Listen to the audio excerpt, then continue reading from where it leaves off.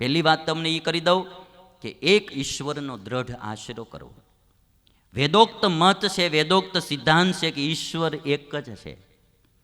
એકની ઉપાસના શરૂ કરો દ્રઢપણે. આપણે સ્વામિનારાયણના ભક્ત છીએ તો સ્વામિનારાયણ ભગવાન, આપણી પૂજામાં ઓનલી સ્વામિનારાયણ ભગવાન, આપણા મંદિરિયામાં ઘરના મંદિરિયામાં ઓનલી સ્વામિનારાયણ ભગવાન. એક ઈશ્વરનો દ્રઢ આશરો. મૂર્તિઓ ચેન્જ ન કર્યા કરો વારે વારે, બરાબર? એક ભગવાનનો દ્રઢ આશરો કરો. એક ગુરુ દ્રઢ હોવા જોઈએ. આપને એમ નહીં, એને એમ થવું જોઈએ કે આ મારો છે. સમજાય છે તમને વાત? ભગવાનને અને ગુરુને એમ થવું જોઈએ કે આ મારો છે. એના દિલની વાત કરવી ઘટે તો એને કહી શકે. હમણાં એક ભાઈ આવ્યો હતો મારી પાસે, મને કે સ્વામી છૂટા છેડા લેવા છે, શું કરું, તમારો અભિપ્રાય લેવાયો. મેં એટલે મને આમાં ક્યાં નાખ્યો તે? હા જો ને 10 દી થયા બાલસમી નહીં, બાલસમી ના પાડી દીધી. વળી પાછું મેં કીધું બિચારો આવ્યો છે ઘડીક બેહવા દો ને. મેં કીધું છૂટા છેડા લેવા. મેં કીધું ભાઈ એમાં, મેં કીધું વાંધો શું છે? મને કે એના બાપાને બધા ભૂખડ ભેગા થયા છે કે એક હાળો હાવ દારૂડિયો છે એ કે, અને એક કંઈ કમાતો નથી કે, અને સસરા મરી ગયા છે કે, એક બે હાળિયું છે. તે આવડિયા માળી જે હોય અહીંથી લઈ લઈને બધું ત્યાં જ મૂકી આવાય કે. એકવાર તો મારા 5 લાખ રૂપિયા વહી ગયા કે. હવે આને ઘરમાં ક્યાંય ચીજ રેઢી ન મુકાય, એની અરે રહેવું કેમ? હું બાલસમી કહેતો, મેળો બાલસમી આને બિચારાને જિંદગી કેમ જીવી તમે વિચાર કરો. ઘણું હતું એનું તો. આમાં એને હું ભરોસો આવે, આમાં એ પતિને હું એમ થાય કે આ મારી પત્ની છે, તમે વિચાર કરો. ભગવાનને એમ થાય કે આ મારો ભક્ત છે, ગુરુને એમ થાય કે આ મારો શિષ્ય છે, તો એ દિલની વાત કહીએ કે જે વાત કરવી હોય એને નિધડક કહીએ કે, નહીતર કે નહીં. એમાં મારા જેવો માણા હોય તો મરી જાય તોય કે નહીં. હા, એ તો બહુ પાકી વાત. ભક્તને ક્યારે ભગવાનને કેમ થઈ જાય? એક ઉદાહરણ તમે જો, સ્વામિનારાયણ ભગવાન હતા. દાદો ખાચર એમ કહેતો હોય કે સ્વામિનારાયણ ભગવાન ઈ મારા ભગવાન છે, એ તો હશે જ, પણ મને એટલો ભરોસો છે કે સ્વામિનારાયણ ભગવાનને ગળા સુધી વિશ્વાસ હતો કે દાદો મારો ભક્ત છે, દાદો ખાચર મારો ભક્ત છે. તમે આમ ગઢડું છો તો ખરા તમે ભલામણ. દાદાનો દરબાર, નળિયાવાળા મકાન જો એમ એની માટે એણે વાપર્યા હોત ને તો આજે હજી નળિયાવાળા રહ્યા હોત. એણે પોતાનું તન મન ધન સ્વામિનારાયણને સમર્પિત કરી દીધું તો આ દાદાનો દરબાર એ તમારે ગઢડું ધામ બની ગયું. ગઢડું કોનું? તો કે સ્વામીનું. આખા ગઢડાનું નામ સ્વામિનારાયણ ભગવાનના નામે થઈ ગયું. દાદો ખાચર એમ કે સ્વામિનારાયણ મારા છે, એ વાત તો આપણને સમજાય, પણ સ્વામિનારાયણ એમ બોલે કે દાદો મારો છે. દાદાના વ્યવહારિક કામ હોય ને તો સ્વામિનારાયણ ભગવાન કરવા જાય. ભાવનગરના રાજા પાસે કંઈક ગરાસની માથાકૂટ હોય તો સ્વામિનારાયણ ભગવાન ભાવનગરના રાજા પાસે જાય. મુંબઈ ગોપાળાનંદ સ્વામીને મોકલવાના થયા તો સ્વામિનારાયણ ભગવાન કે આ દાદા ખાચરનું વ્યવહારિક કામ છે. ત્યારે તમે બધા જાણો છો કે આખું ભેગું રાજ્ય ગણાતું, એટલે કે તમારે જવું પડશે. દાદા ખાચરના કામ સ્વામિનારાયણ ભગવાન કરે. આ ક્યારે એના દિલમાં એમ. આપણા મયારામ ભટ્ટ, સ્વામિનારાયણ ભગવાન આવતા હતા માણાવદર, અને ખેતર રસ્તામાં આવ્યું, બાજરાનું ઊભેલું ખેતર, આવડા ડુંડા, અને ભાઈ પાકી ગયેલો બાજરો, પક્ષીઓ બધા ચણે. સ્વામિનારાયણ ભગવાનની અરે મયારામ ભટ્ટ ગામડા ફરે. મહારાજે પૂછ્યું, મયારામ ભટ્ટ, આ તમારી સીમમાં કોનું ખેતર છે? આ પક્ષીઓ ખાઈ જાય છે, કોઈ કંઈ ધ્યાન દેતું નથી. મયારામ ભટ્ટ કે મહારાજ ખેતર તો મારું છે. તે પણ તમે કેમ આ કાંઈ લણતા નથી? આ ડુંડા પક્ષીઓ ખાઈ જાય.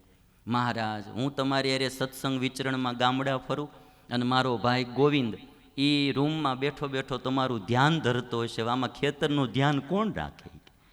મહારાજ કે જો તમે અમારી માટે જીવતા હો તમારું ધ્યાન અમારે રાખવું પડે. જાઓ કે ગામમાં દાંતડા લઈ આવો.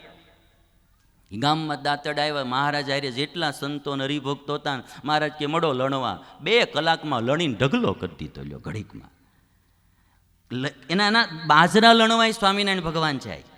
પણ જો એને એમ થાય કે આ મારો, આજે મારે તમને બધાને એ કહેવું છે કે એકવાર ભગવાનને એમ થવું જોઈએ કે આ મારો છે, એમ એકવાર ગુરુને એમ થવું જોઈએ કે આ મારો છે. ત્યારે તમે પછી વાત આખી જુદી હોય. જોજો તમે એકવાર. અને ભગવાન અને મોટા સંતો જે થયા છે આ દુનિયામાં, એની એની ચીજ તો કેટલી આખી ન્યારી હોય. એક મેં તમને આ ઉદાહરણ દીધું. એક ઉદાહરણે મને જે મારા રૂવાડા બેઠા કરી દીધા, મહાભારતનો પ્રસંગ મને આમ અંતરથી આમ ભરી દીધો એ પ્રસંગે. એટલે હું તમને આ પ્રસંગ એક બે વાર મારાથી કહેવાઈ ગયો, કારણ કે જે હૈયામાં હોય આવ્યા વિના રહીને.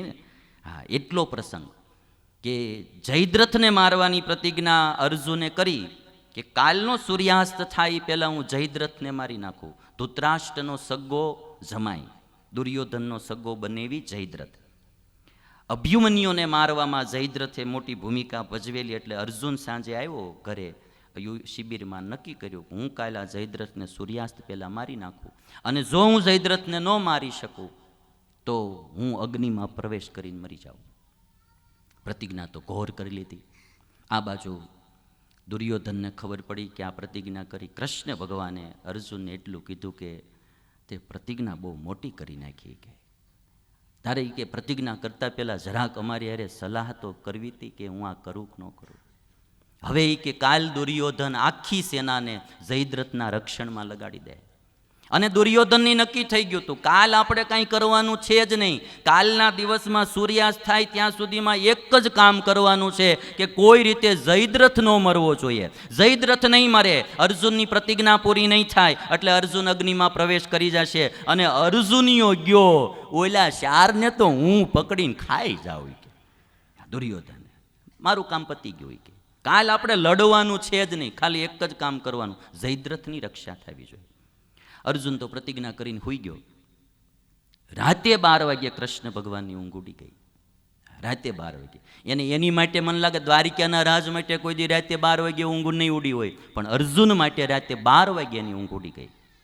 12 વાગ્યાના સારથી દારૂકને બોલાવ્યો અને કહે છે કે દારૂક, હા, અર્જુને પ્રતિજ્ઞા તો બહુ મોટી કરી નાખી છે કે.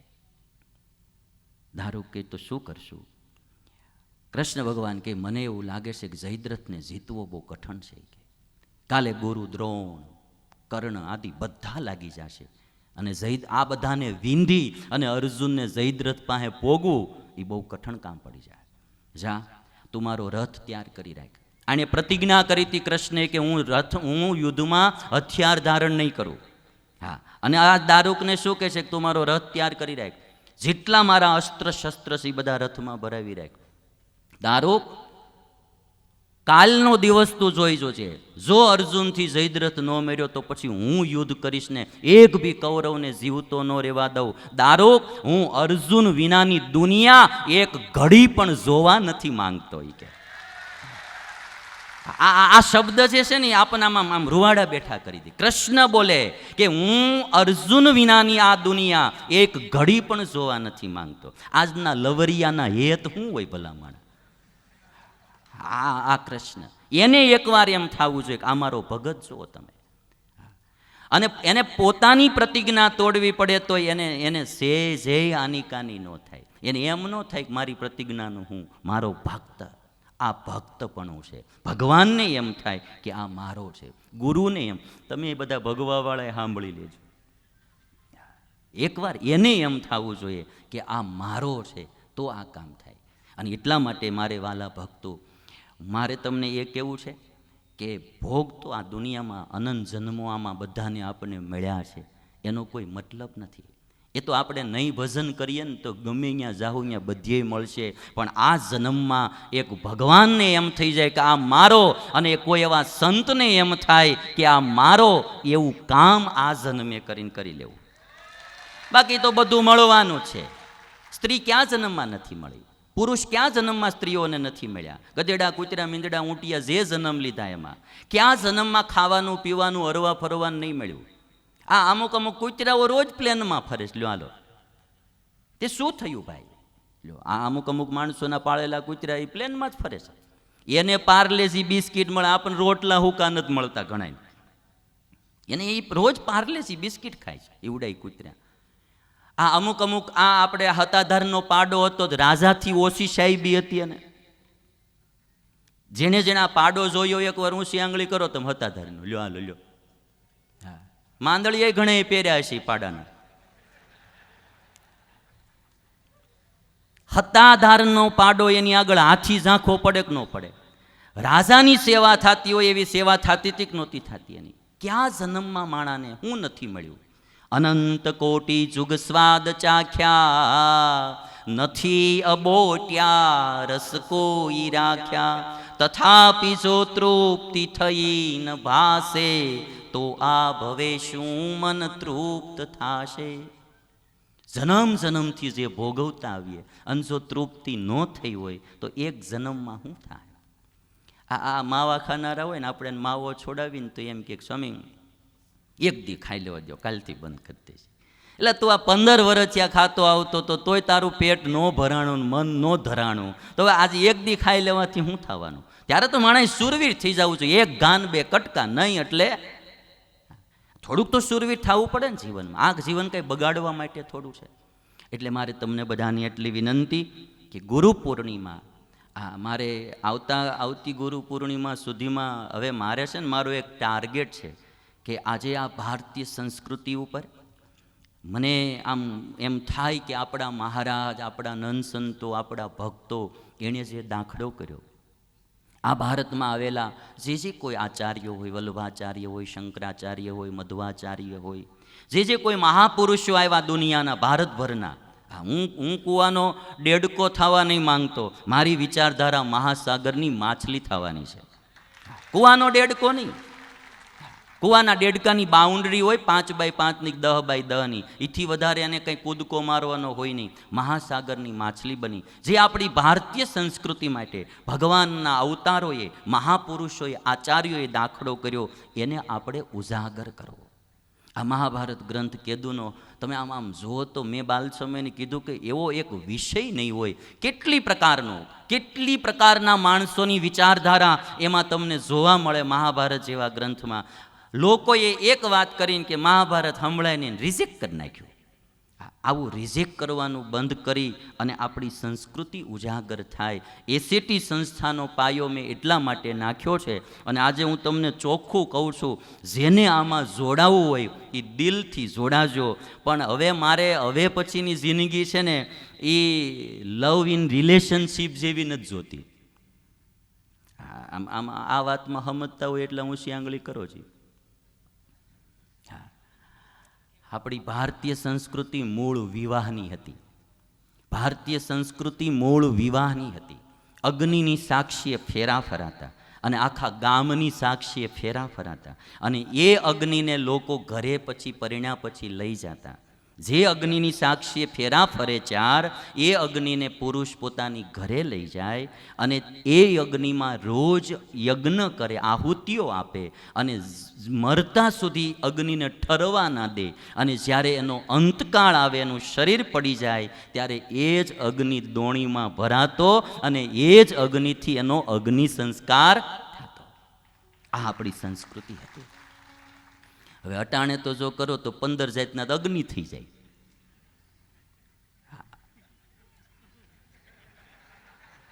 હજી કાલ સમજા ગણાય. હવે અટાણે શું કરવાનું તમારે? એટલે હવે ક્રેજ આખો બધો કેવું ઘડીકમાં છૂટા છેડાનો ન આવી ગયો. 1-2 મિત્રો ભેગા થયેલા. તે મિત્ર કહેતો હતો કે મેં એવું સાંભળ્યું છે કે તું આવતા વર્ષે લગ્ન કરીશો, તે કેમ તે લગ્ન કરવાનો વિચાર કર્યો? તો કહે છે કે હાથે કપડાં ધોઈને થાકી ગયો. તો એમ થયું કે, એટલે પહેલાં એનો વિચાર નહીં હોય કરવાનો લગ્ન. પછી મિત્રએ પૂછ્યું, પહેલાં તું ના પડતો તો હવે કેમ વિચાર કર્યો? તો કે હાથે કપડાં ધોઈને થાકી ગયો છું, તો એમ થયું કે લગ્ન કરી લો. તે પછી મિત્રએ આને પૂછ્યું કે મેં એવું સાંભળ્યું છે કે તું છૂટાછેડા કરવાનો છો, તું છૂટાછેડા શું કરવા કહે છે? કે હું હાથે કપડાં ધોઈને થાકી ગયો છું. આમાં મૂળ બધું એમ બે ભેગા રહેતા હોય, થોડુંક તો એકાબીજાએ સહન કરવું પડે ને. માણસ તરત શું કે તમે આમ કરો એ મન નથી પોવાતું, એમ તમે કંઈક કરતા હશો ને. હા, એ કરે છે તેમ તમે કંઈક તમે એનું સહન કરો છો ભાઈ, તો એ તમારું સહન નહીં કરતા હોય, એ બી જોવું પડે ને. આ ભેગું હાલે. રાજકોટમાં એક ભણાએ રેસ્ટોરન્ટ ખોલ્યું હતું. રેસ્ટોરન્ટ ખોલ્યું પછી આમ નવું ખોલેલું જમવા માટેનું, પણ હવે કોઈ આવતું નહોતું. પછી એને બારું બોર્ડ માર્યું હતું, એ આવો ભાઈ ખાવ. એ આવું બોર્ડ માર્યું આમ બારું, એ આવો ભાઈ અહીંયા ખાવ. જો તમે નહીં ખાવ તો તમે ભૂખ્યા મરી જશો ને અમે ભૂખ્યા મરી જઈશું.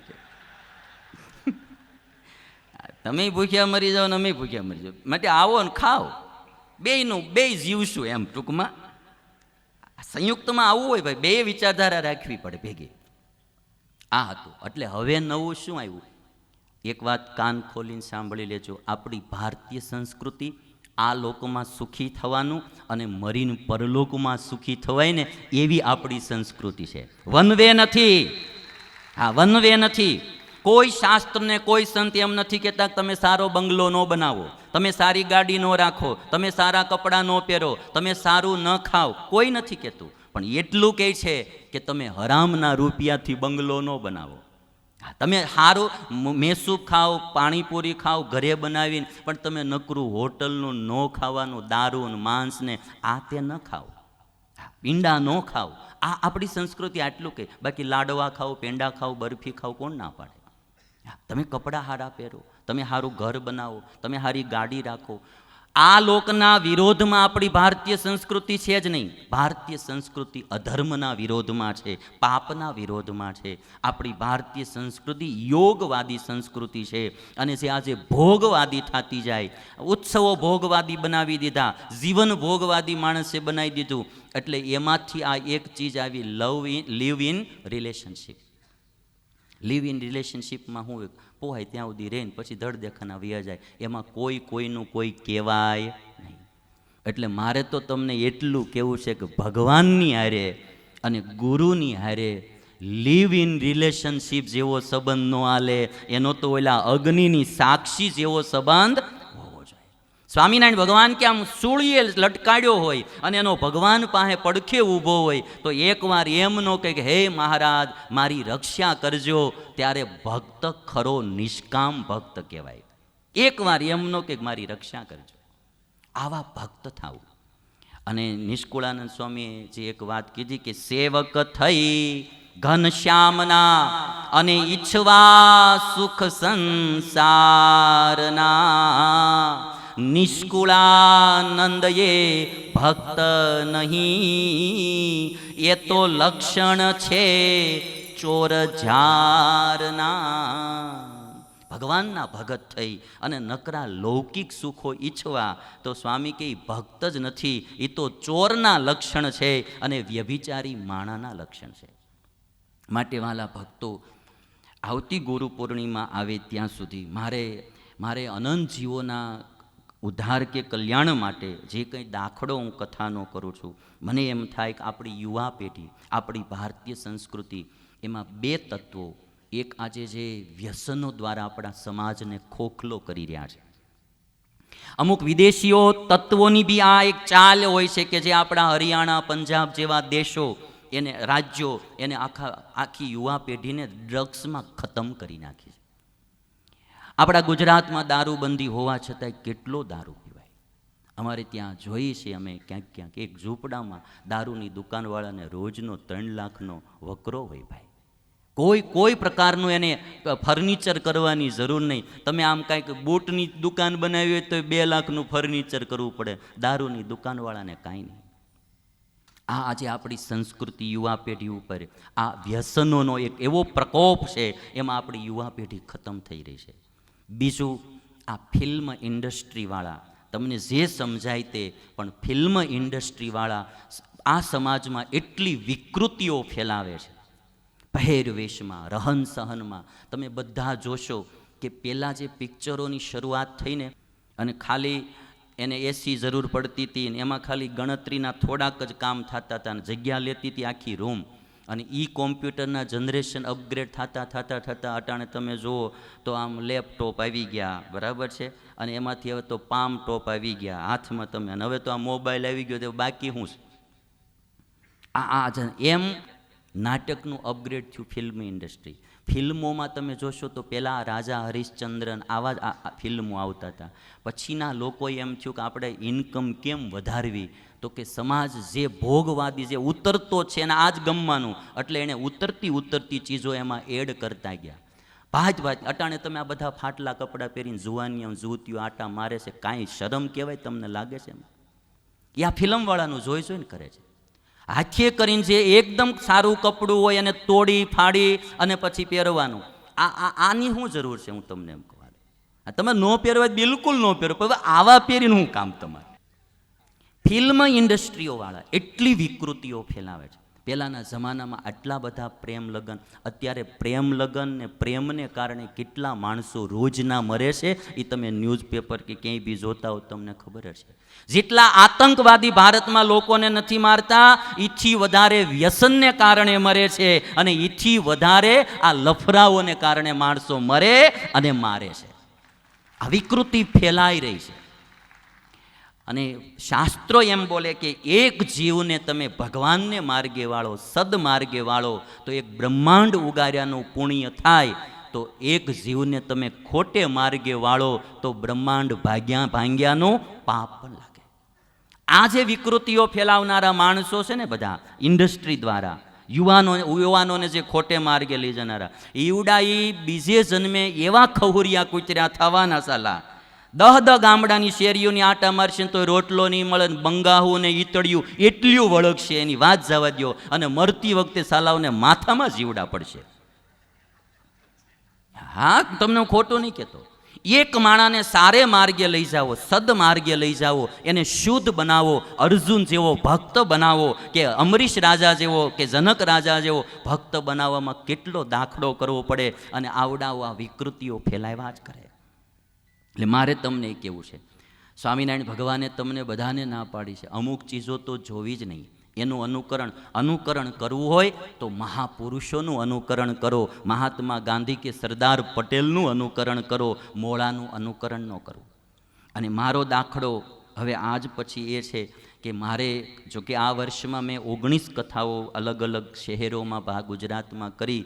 ભવિષ્યનો મારો પ્લાન એવો છે, અટાણે અમારા બધા સંતો હિન્દીમાં જ વાત કરે. મેં કીધું માહોલ નાખો, ખાલી ગુજરાત નહીં, આઉટ સ્ટેટમાં પણ સ્વામિનારાયણ સંપ્રદાય જવો જોઈએ. સ્વામિનારાયણ ભગવાન એટલો બધો, આજના જે કોઈ આચાર્યો કે સાધુ સંતો કે એને હું એ સંપ્રદાય નહીં, સંપ્રદાય એટલે શું? સ્વામિનારાયણ ભગવાને જે પ્રવર્તાવેલી રીત છે, એનું જે આપેલું જ્ઞાન છે એ એકદમ સાયન્ટિફિકલી છે, અણી શુદ્ધ છે, અને જન સુધી આ જ્ઞાન જવું જોઈએ. કોઈ બી બિઝનેસની સફળતાના 2 પોઈન્ટ હોય છે. એક એનું પ્રોડક્શન સારું હોવું જોઈએ, અને બીજું એનું માર્કેટિંગ હોવું જોઈએ. પ્રોડક્શન સારું ન હોય તો બી માણસ ધંધામાં સફળ ન થાય, અને માર્કેટિંગ ન હોય તો પણ માણસ સફળ ન થાય. 2 ચીજ હોવી જોઈએ. સ્વામિનારાયણ સંપ્રદાયનું આધ્યાત્મિક નોલેજ, વ્યાવહારિક નોલેજ, સામાજિક નોલેજ, માનવ સર્વ પ્રકારે સુખી થાય, સર્વ જીવ હિતાવહ નોલેજ, એ પ્રોડક્ટ તો સારી જ છે, હવે એનું માર્કેટિંગ કરવાની જરૂર છે. માર્કેટિંગ કરનારો માણા ન હોય ને તો માણા એમને મુરઝાઈ જાય ભાઈ. આ મુરઝાઈ જાય. આપણી પાસે હારા સાધુ આવી ગયા છે મૂળ સંપ્રદાયમાં, પણ એને કોઈ આમ ઉપર લાવી નથી શક્યું. એના દ્વારા હજારોના કલ્યાણ થઈ જાય એવા મહાપુરુષો આવ્યા છે. એના દર્શન કરે ત્યાં જીવના કલ્યાણ થઈ જાય એવા મહાપુરુષો આવ્યા છે. હા, પણ આપણે એનો ઉપયોગ જેવો જોઈએ એવો કરી શક્યા. આજે હું યાદ કરું, સ્વામિનારાયણ સંપ્રદાયના શિરમોડ એક વિદ્વાન થયા, પૂજ્ય કૃષ્ણ વલ્લભાચાર્યજી. હા, સ્વામિનારાયણ સંપ્રદાય નહીં, દુનિયામાં તમને એવો વિદ્વાન જોવા ન મળે. ષટ દર્શન ઉપર જેણે ભાષ્યો બનાવ્યા, અને એની સંસ્કૃત લખવાની જે થિયરી હતી, 2 હાથે પોતે લખતા. આ હાથ થાકી જાય એટલે આ હાથે લખતા. મેં બાલસ્વામીને એક દી કીધું, મેં તો આવો વિદ્વાન, આવો સાધુ ગુણે સંપન્ન પુરુષ, પણ આપણે એની કદર નથી કરીએ ક્યાં, એની કદર નથી કરીએ ક્યાં. અમુક વખતે કોઈ સારા મહાપુરુષો આ દુનિયામાં આવે. આ જોગી સ્વામી, આ કેવા સાધુ હતા, એની તો ગુરુકુલ એક બેકગ્રાઉન્ડ હતું એટલે કદર થઈ. બાકી તો તમને હું કહું, એવા મહાપુરુષો દ્વારા તો હજારોના કલ્યાણ થઈ જાય. એક જુવાનીઓ મેં પ્રસંગ સાંભળેલો, એક જુવાનીઓ વિદેશ જતો તો ખાલી સ્વામી પાસે આશીર્વાદ લેવા આવ્યો કે સ્વામી બહાર જાઉં છું, આપણો ધર્મ હચવાય, આપણા નિયમ હચવાય, એવો આશીર્વાદ દો. જોગી સ્વામી કે જા બટા, ધર્મ રાખશો અને ભગવાન તારું બધું ધ્યાન રાખશે. અને એ જુવાનીઓ બિઝનેસ માટે બહાર ગયેલો, ને એમાં થાઈલેન્ડ ગયો. અને તમે બધા જાણતા હશો કે થાઈલેન્ડ એટલે આખી દુનિયાનો ટોપ 10 વેશ્યાવાળો. હા, અને એ હોટલમાં ઉતર્યો જુવાનીઓ, એ કે રાત્રે 11-12 વાગે એ કે મારો દરવાજો ખખડાયો, અને દરવાજો ખખડાયો એમાં મેં બહારનું ખોલ્યું તો એક બાઈ આવી. એટલે મેં પૂછ્યું શું છે, તો ઘૂસી ગઈ અંદર. કે અને મેં ભાઈ કે ના પાડી કે ભાઈ તમારું કામ શું છે? તો કે આ અમારી હોટલમાં આ સર્વિસ ફ્રી ઓફ છે એ કે.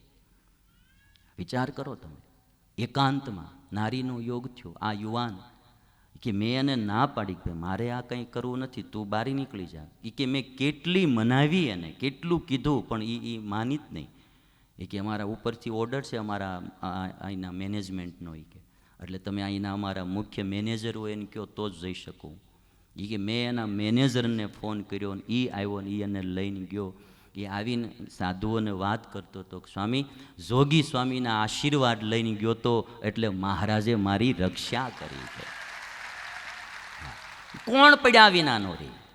સુરો ખાચરને એકાંતમાં યોગ થાય નારીનો, આમ તરત એમાંથી બહાર નીકળીને આવે. સ્વામિનારાયણ ભગવાન સભા ભરીને બેઠા હતા ને સુરા ખાચર આવ્યા. મહારાજ કે જગ્યા કરો, જગ્યા કરો, અમારો સુરો તો માયા જીતીને આવ્યો છે. આ કેસરી સિંહ લાગે અને જ્યાં ત્યાં આમ રખીડ્યા કરતા હોય ને આડાઓળા ડોયલા કરતા હોય અને ખહુરિયા કૂતર્યા કહેવાય ભાઈ. કેસરી સિંહ ને ખહુરિયા કૂતર્યામાં જમીન આસમાનનો ફરક છે. આ પ્રોડક્ટ સ્વામિનારાયણ સંપ્રદાયની બહુ સારી છે. ગુજરાત નહીં, એક એક રાજ્યમાં પ્રવર્તે. આપણા ભારત દેશ ગુજરાત સિવાયના રાજ્યોમાં યુવા વર્ગ કેટલો ખોટે માર્ગે જઈ રહ્યો છે. અને એ ખોટે માર્ગે જનારો યુવા વર્ગ એને લઈને આખો પરિવાર ને આખો દેશ દુઃખી થતો હોય. મારો એવો ટાર્ગેટ છે, જ્યાં સુધી ભગવાન, હવે બીજી કોઈ ઈચ્છા છે નહીં, આ ખોળિયું ભગવાન આ લોકમાં જ્યાં સુધી રાખે ત્યાં સુધી આ કામ કરીને હજારો જીવાત્માના ઉદ્ધાર કરવા. તમારે બધાને જેને આ એસએટી સંસ્થા સાથે જોડાઈને કામ કરવું એ કરવું. અને એક વાત તમને આજે બધાને, બાલ સ્વામી, નિર્ગુણ સ્વામી, બધા સાધુ ને હરિભગત, હું કોઈ પણ કામ કરીશ 1000 વાર વિચારીને કરીશ. મેં અમારા સાધુને બધાને કહી દીધું કે આ જ દુનિયામાં બધું બગડવું હોય તો ભલે બગડે, પણ આત્યંતિક કલ્યાણ કોઈ દી બગડવું ન જોઈએ. હા, આ બધાને પૂછી લેજો. મેં કોઈ દિવસ એ પાસે આની કોઈ પાસે આ લોકની અપેક્ષા જ નહીં રાખતો. એક જ અપેક્ષા રાખું, હારા સાધુ થાવ. હું એટલી અપેક્ષા રાખું છું ભવિષ્યમાં સમાજ એટલો હેઠો ઉતરવાનો કે તેથી હારા સાધુની આ સમાજને બહુ ભૂખ લાગશે અને એને જરૂર પડશે કે કોક અમને આમાંથી ઉગારે. બસ આપણું કર્તવ્ય એટલું, સારા સાધુ બની હજારો જીવાત્માનું કલ્યાણ થાય. એટલે આઉટ સ્ટેટમાં પણ આપણો સત્સંગ વિસ્તારને પામે ને હજારો જીવાત્માઓ સુખી થાય. હું તો હમણાં ઇંગ્લિશ હોતે ને શીખવાડું છું. મારું સપનું તો ઘણું બધું આગળનું છે. હા, કે આ આટલું સારી આપણી આ વિદેશીઓની પાસે કાંઈ નથી તો એ મારા વાલીડા નકરું ધબધબાટા કરતા હોય તો આપણી પાસે તો કેટલું સારું છે. કેટલા સારા સાયન્ટિસ્ટ, જેથી કોઈ સાધન નહોતા તેથી આપણા ઋષિમુનિઓ ગ્રહણની વાતો કરી દેતા હતા. જેથી કોઈ પ્રકારની દવાખાનામાં ફેસિલિટી નહોતી તેથી આખું આપણું ચરક સંહિતાની બધું તમે જુઓ, ઓપરેશનોની થિયરીઓ, અણુ વિશેનું વિજ્ઞાન આપણા ઋષિઓ દઈને ગયા. હજી સુધી આજના સાયન્ટિસ્ટો ખોળી નથી શક્યા. પણ આપણને સાયન્સ કે પછી જ ગમે છે કે સાયન્સ આમ કહે છે. આપણા ઋષિમુનિઓ બધું અગાઉથી કહીને ગયેલા છે. એટલે મારે તમને બધાને આજે આ છેલ્લી ભલામણ, એસએટી સંસ્થામાં જે હરિભગત સંતને જોડાવવું હોય જોડાય, પણ લીવ ઇન રિલેશનશીપ નહીં. અગ્નિની સાક્ષી ફેરા ફરવા હોય તો. અને આ કદાચ ક્યારેક કોઈ આપણા મનભેદ મતભેદ થાય ને માણાને ન રહેવું હોય તો છૂટું થવું, પણ પછી એને ડોળવું નહીં. આ એક દીનો અવિશ્વાસ પ્રસ્તાવ મત લાવીને આખા ભારતને ન ડોળ્યું. આ ધંધો ન કરો. કમસે કમ વોટ ન દઈએ કોત કાંઈ નહીં, પણ ખોટા અવિશ્વાસ મત લાવી અને ડોળતા નહીં પાર્લામેન્ટને. એટલી મારી તમને આજ ગુરુ તરીકેની અને એક સાધુ તરીકેની તમને મારી પ્રાર્થના છે. અને બીજું એક સાથે સાથે ભલામણ કરી દઉં કે એસએટી સંસ્થા સાથે જોડાયેલો કોઈ બી સાધુ કે હરિભગત, સાધુમાં તો થશે જ નહીં કારણ કે એનું રાજદાડો ઘડતર થાય છે. હરિભગત દુનિયામાં કોઈ દિવસ કોઈની નિંદા ટીકા ન કરતો હોવો જોઈએ. જે માર્ગે આપણે જવું છે આપણો માર્ગ આપણે રાખવાનો. કોઈ ધર્મની નહીં, કોઈ સંપ્રદાયની નહીં, કોઈ સાધુ સંતની નહીં, કોઈ હરિભગતની નહીં, કોઈની નહીં.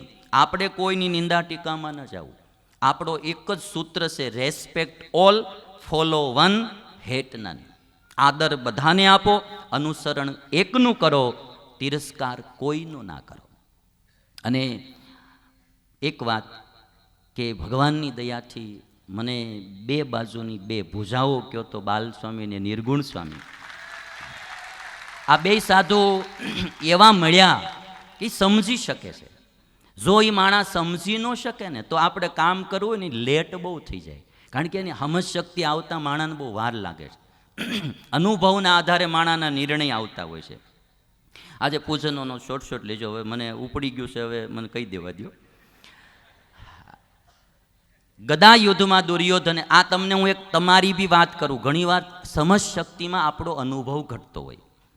આપણને એમ લાગે કે આમ કેમ આમ કેમ આમ કેમ, તમને બી બધાને આમ કેમ, કારણ કે તમારું લેવલ આટલું હોય, ઓલાનું લેવલ આટલું હોય. હવે એ બેની સમજ શક્તિ એક કેમ થાય ભાઈ? એનો અનુભવ મોટો હોય. તમને આનું એકદમ સચોટ ઉદાહરણ મહાભારતના આધારે બતાવું. ગદા યુદ્ધ દુર્યોધનનું ભીમનું થયું, અને ગદા યુદ્ધનો નિયમ કે કેડની નીચે ગદા મરાય નહીં, અને એમાં ભીમે એ વિના દુર્યોધન મરવાનોય નહોતો.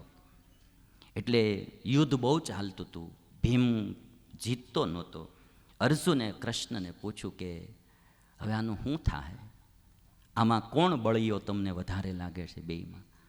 એટલે કૃષ્ણે એટલું કીધું કે બળમાં તો ભીમ વધારે છે, પણ પ્રેક્ટિસમાં દુર્યોધન વધારે છે. કઈ રીતે?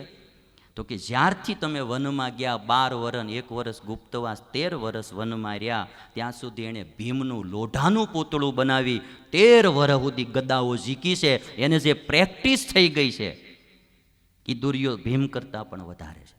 એટલે દુર્યોધન મરશે ને તો કે હું કરું? કૃષ્ણ કહે તો યુદ્ધના ધર્મનું ઉલ્લંઘન કર્યા વિના જાહે નહીં. તો અર્જુન કહે તો હું કરું? તો કે પછી એ જ કરવું પડે, બીજું કાંઈ થાય જ નહીં. તો શું કરવાનું? તો કે કેડ હેઠે ઝીકવી જ પડશે. એટલું કહી દીધું ભાઈ. અને પછી અર્જુને હાન કરી ભીમને, અને ભીમે કેડ હેઠે ગદા મારી અને દુર્યોધન મર્યો. હાહાકાર થઈ ગયો. બધા એમ કે આમ ન થવું જોઈએ, આમ ન થવું જોઈએ, આ ખોટું થયું, ખોટું થયું. યુધિષ્ઠિરને ન ગમ્યું, કારણ કે કેડ હેઠે ગદા મરાય નહીં. બલરામ આવી ગયેલા, કૃષ્ણના ભાઈ. હવે એ આ બેયને એણે ભણાવેલા, દુર્યોધનને ને ભીમને, એટલે બેયના ગુરુ. અને ગુરુ બેઠા હોય એને જે વિદ્યાનું અપમાન થાય, કે ચેલો અપમાન કરે એ વિદ્યાનું, કે નિયમ ભંગ કરે ગદાયુદ્ધનો, અને ભીમે ગદાયુદ્ધનો નિયમ ભંગ કર્યો, અને કૃષ્ણ બલરામ હળ લઈને ઉપડી પડ્યા. ખંભે હળ લઈને ભીમને મારવા માટે ઉપડ્યા. માર્યા વિના ન મૂકવું કે મારી હાજરીમાં યુદ્ધનો નિયમ તોડ્યો કે. કૃષ્ણે જઈને પગ પકડી લીધા બલરામના. કૃષ્ણ કે જો ભાઈ, આમાં ભીમે એક નિયમ તોડ્યો હશે એની કાંઈ નાની, પણ ભાઈ તમે યુદ્ધ શરૂ થયું ને જ્યારે, આ 18મો દી છે આજે, તમે વી ગયા હતા જાત્રાએ, તમે 18મા દી આવ્યા છો. આ 17 દીમાં હું થયું ને તમને નથી ખબર. આના 6 મહારથીઓ ભેગા મળીને આના અર્જુનના દીકરાને ગુંદડી નાખ્યો હતો. એ ધર્મના વિરુદ્ધ જ હતું. આણે જે દ્રૌપદીની ભર સભામાં રજસ્વલા દ્રૌપદીના વસ્ત્રો ક્યાં હતા, એ ધર્મની વિરુદ્ધ જ હતું. આણે જે ઝેર પાય અને આ ભીમને મારી નાખવાનું કાવતરું કર્યું હતું, લાડવામાં ઝેર દઈ, એ ધર્મની વિરુદ્ધ હતું. લાક્ષાગ્રહમાં બાળી નાખવાના પ્રયત્ન કર્યા હતા, એ ધર્મની વિરુદ્ધ હતું. હેવા ઉપરા ઉપર 10-15 ઉદાહરણો દઈ દીધા ને બલરામ ટાટા થઈ ગયા. એના મગજમાં આમ વાત ઘૂસીને એટલે મારવાનું બંધ રાખીને દ્વારકા આવી ગયા. પણ એટલું કામ કૃષ્ણે કરાયું. હવે મારે તમને એટલી વાત કહેવી કે બલરામ મારવા તૈયાર થયા અને કૃષ્ણએ રોક્યા. બેય વિરોધ વાત હતી ને. કૃષ્ણએ દુર્યોધનને મરાવ્યો અને બલરામ એને ભીમને મારવા જતા હતા. બેયની વિરોધ દિશા હતી, બેયની વિરોધાભાસ દ્રષ્ટિ હતી. કારણ કે બલરામનો જે અનુભવ હતો યુદ્ધનો એ આટલો હતો, અને કૃષ્ણને જે યુદ્ધનો અનુભવ હતો એ આટલો બધો હતો. એ આને આધારે નિર્ણય લેતા હતા. એને ખબર હતી કે આ યુદ્ધનો નિયમ ન તોડાય, પણ એને ખબર હતી કે આ દુર્યોધને કેટલા કાળા કામ કર્યા છે, આને મારવો જ જોઈએ. એ જીવનના આખાનો અનુભવ એનો નિચોડ રૂપે નિર્ણય લેતા. એટલે મારે તમને બધાને આ બી એક રિક્વેસ્ટ છે કે કોઈ સારા આવ્યા હોય ને ત્યારે એક જ કર્તવ્ય શિષ્યોનું રહે છે કે એ કે એમ કરવું. છેલ્લી વાત કરી દઉં. દાદા ભીષ્મને યુધિષ્ઠિરે એટલું પૂછ્યું હતું કે આ દુનિયામાં તમને સૌથી શ્રેષ્ઠ કર્તવ્ય કયું લાગે છે? અને ત્યારે દાદા ભીષ્મે એટલું કીધું હતું, બેટા માતા પિતા અને ગુરુ આ ત્રણની તન મન ધનથી સેવા કરવી એ સર્વોત્તમ કર્તવ્ય છે દાદા ભીષ્મ. અને દાદા ભીષ્મે એટલી વાત કીધી કે આ ત્રણ જે આ ત્રિલોકી કહેવામાં આવે, આ ત્રણ લોક છે, સમજી લે યુધિષ્ઠિર. અને મેં આવી રીતે મારા પિતાની સેવા કરી અને ઈચ્છા મૃત્યુનું વરદાન પણ પ્રાપ્ત કર્યું છે. કારણ કે દાદાએ તેના પિતા માટે કેટલું કરેલું, ભીષ્મ દાદાએ. અને એમાં પણ એણે એટલી વાત કીધી કે માતા પિતા અને ગુરુ આ ત્રણ જેમ કે એમ કરવું, એમાં એ પણ વિચાર ન કરો કે સાચું છે કે ખોટું, લાભનું છે કે અલાભનું. આ ત્રણ જેમ કે એમ કરવું. અને એમાંય પિતા કરતાં માતા શ્રેષ્ઠ છે અને માતા કરતાં ગુરુ શ્રેષ્ઠ છે. કે મા બાપ તો શરીરને જન્મ આપે છે અને ગુરુ એ તો પોતાના આત્માને નવું સ્વરૂપ આપે છે. જન્મ જન્મના જે એના અજ્ઞાન, જન્મ જન્મની વાસનાઓ, દોષો, સ્વભાવો, જે દુઃખના મૂળિયા, એને ઉખેડી એને સારામાં સારું નોલેજ આપી એને સુખી કરે છે. માટે આ ત્રણની સેવા સતત કરવી, એટલી વાત કહી મારી વાણીને વિરામ. જય સ્વામિનારાયણ.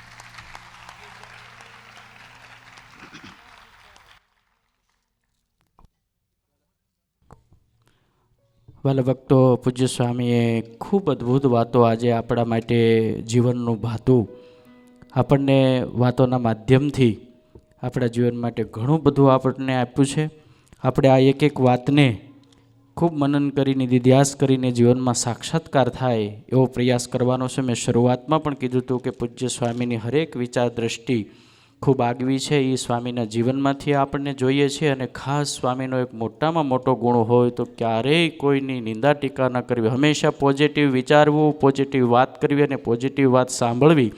આ પૂજ્ય સ્વામીનું જીવન છે. સ્વામી જ્યારે આ કથાઓમાં બધે ગામડામાં વિચરણ કરતા હોય, કોઈ શહેરોમાં જાય, કોઈ પણ ભક્તો મળે, ભક્ત હોય અભક્ત હોય, કોઈ પણ વ્યક્તિ હોય, એમાં કાંઈ સારો ગુણ હોય તો એ સ્વામી સહેજે ગ્રહણ કરે અને જ્યારે પાછા આવે ત્યારે અમારા માટે ભાતું લેતા આવે.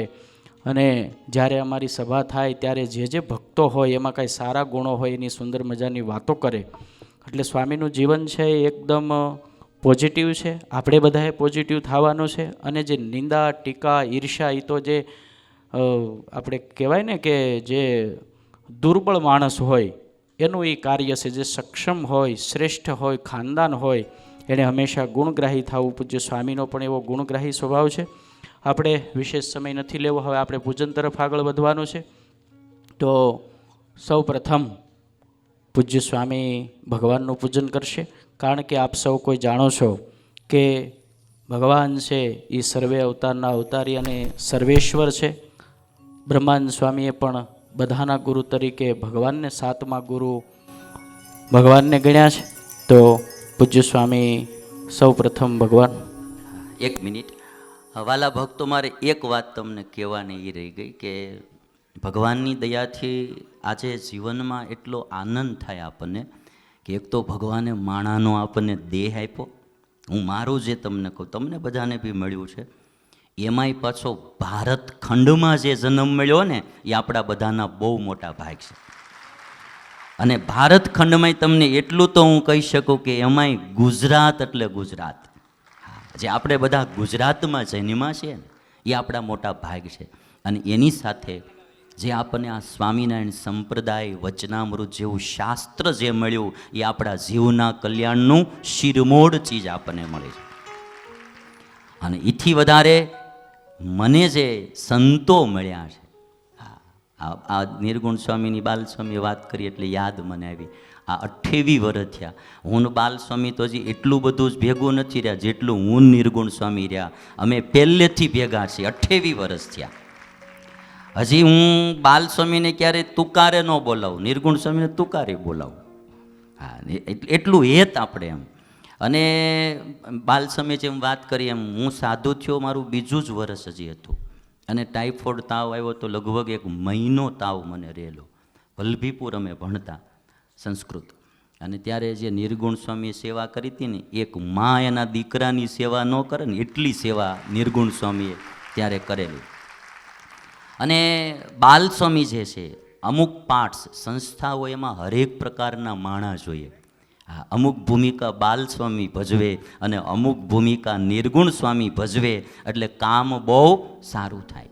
કારણ કે અમુક કામ નિર્ગુણ સ્વામીથી થાય એ બાલસ્વામીથી ન થાય, અને અમુક બાલસ્વામીથી થાય એ નિર્ગુણ સ્વામીથી ન થાય.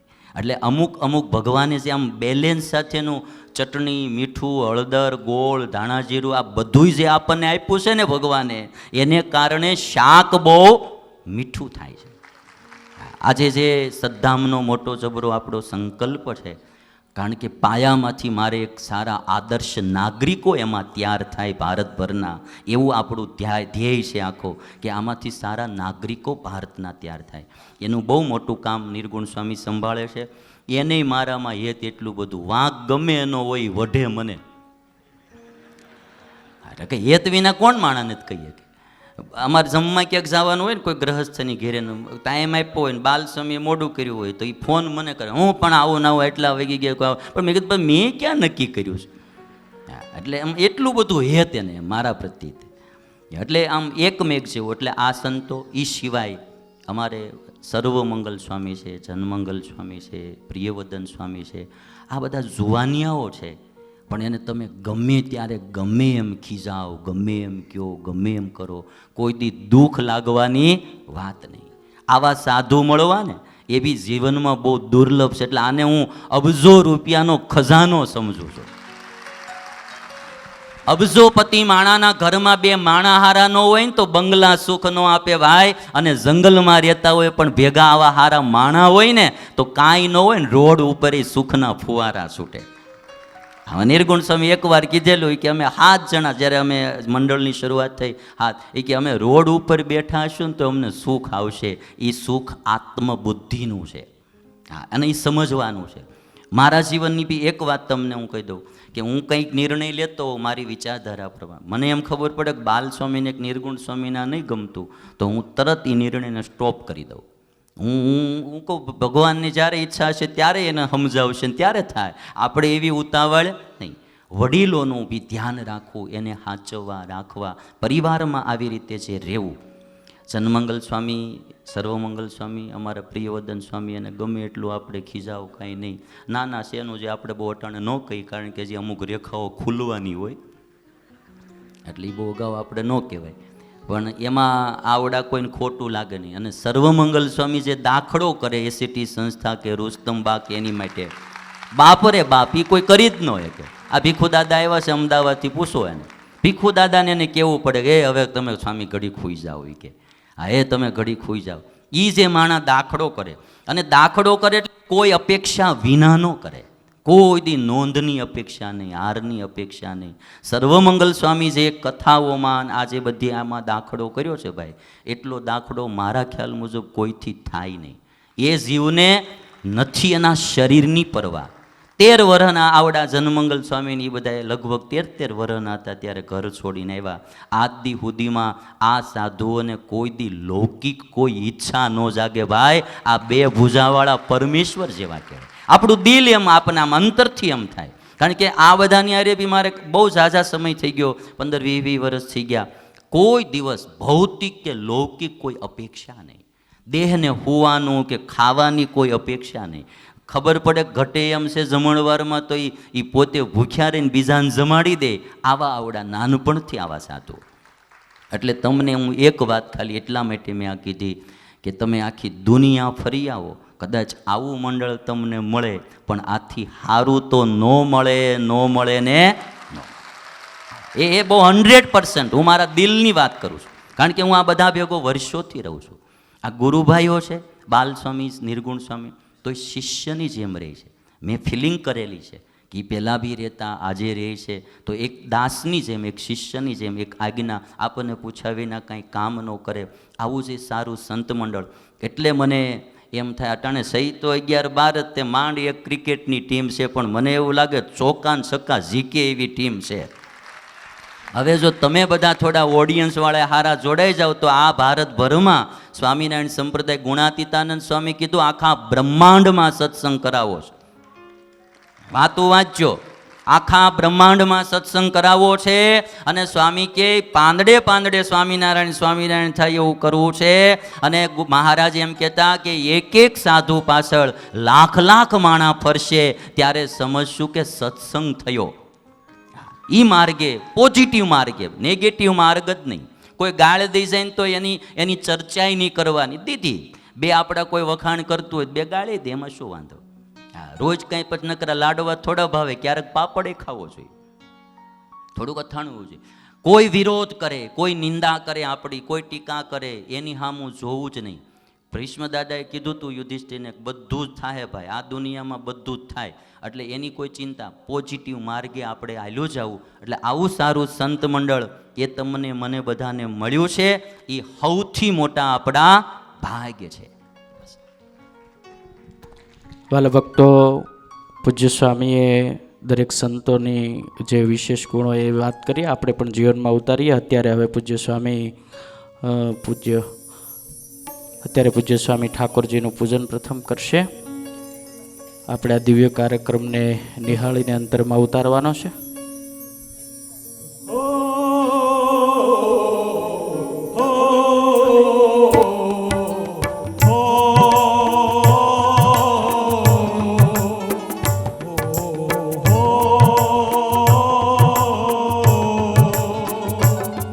गुरु में संसार समाया, उनका है आशीष पाया, प्रभु ने खुद से भी ज्यादा गुरुवर का ज्ञान बताया. ये गुरुवर तो ज्ञान के सागर है, इनसे ही ये सत्संग है.